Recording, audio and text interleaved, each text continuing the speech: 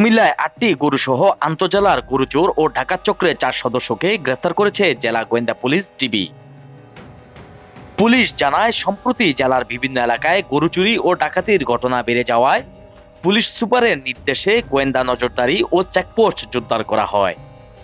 এরই ধারাবাহিকতায় শনিবার ভোর আনুমানিক ৩টার দিকে কুমিল্লা সদর দক্ষিণ মডেল থানাধীন জাঙ্গালী এলাকায় গোপন সংবাদের ভিত্তিতে অভিযান পরিচালনা করেছে ডিবির একটি চৌখুশ দল।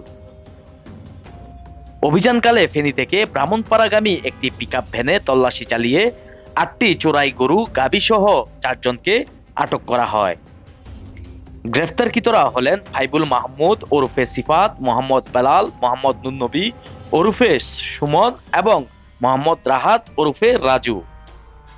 পুলিশের প্রাথমিক জিজ্ঞাসাবাদে গ্রেফতারকৃতরা কুমিল্লার চান্দিনা ও লাকসাম এলাকায় সংঘটিত একাধিক গরু চুরি ডাকাতির ঘটনায় নিজেদেরকে সম্পৃক্ততার কথা স্বীকার করেছে।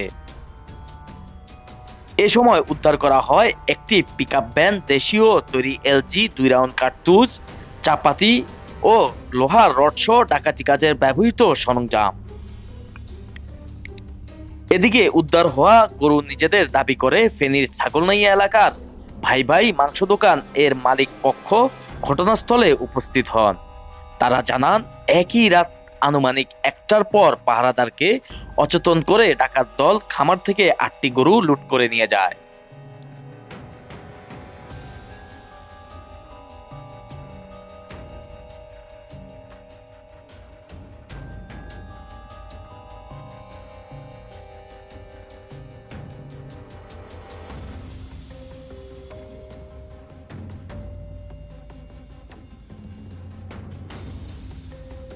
কালকে রাত্রে আর কি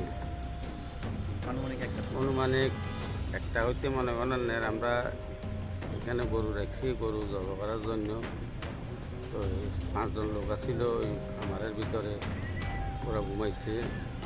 এই ফাঁকে দিয়ে মানে এই 8টা গরু চুরি গেছে।